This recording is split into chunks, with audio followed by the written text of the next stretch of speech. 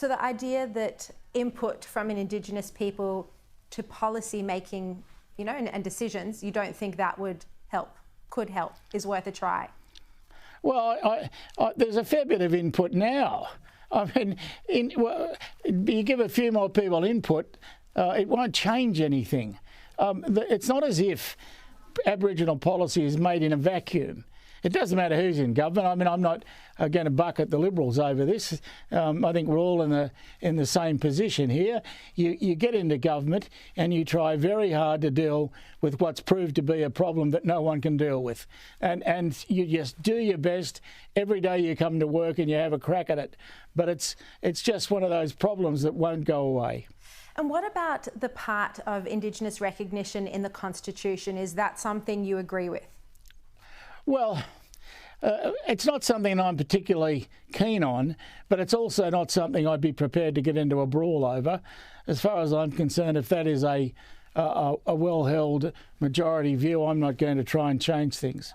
Do you think Anthony Albanese should have just stuck with that as the basis for the referendum recognition in the Constitution, because it is perhaps something that a majority of Australians might support, whereas the model he's chosen, giving a voice body, giving advice to the executive, is just too ambitious and people don't understand it. Even Voice supporters struggle to get behind it. They're worried about legal challenges, among other issues.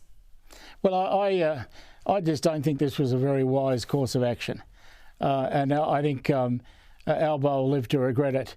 It's very difficult to deal with Aboriginal affairs, as we all know. And everyone's got a panacea, except everyone's panacea fails, so will this. Fascinating you say that Albo will live to regret it. So you think it's going to fail at a referendum later this year?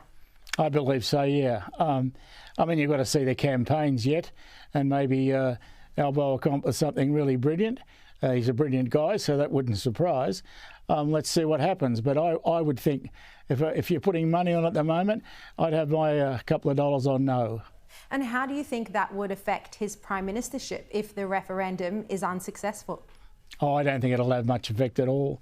It's the only time that it would really affect people is if they felt this particular referendum was going to really hit their hip pocket, and they don't believe that. So I can't see that it'll matter that much to him.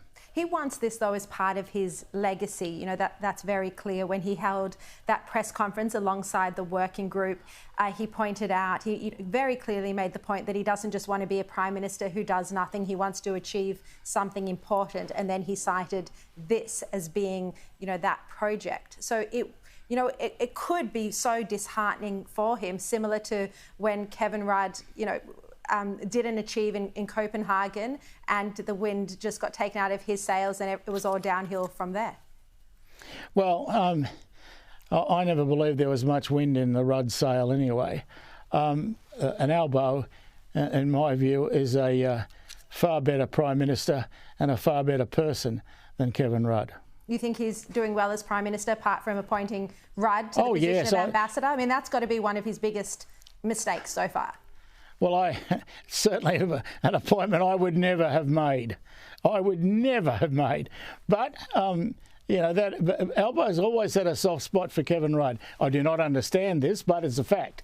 And so the fact that he did it was no great surprise to me. Nonetheless, I wish it hadn't happened. Yeah, even though everyone had denied it when the reports first started coming out prior to the election. Have you spoken to Anthony Albanese about your view on The Voice, by the way, and the concerns that you have? I have put it to him, but not for some time, actually. Maybe I should give him another call. All right, Graham Richardson, thank you very much for your insights. Thanks, Sharri.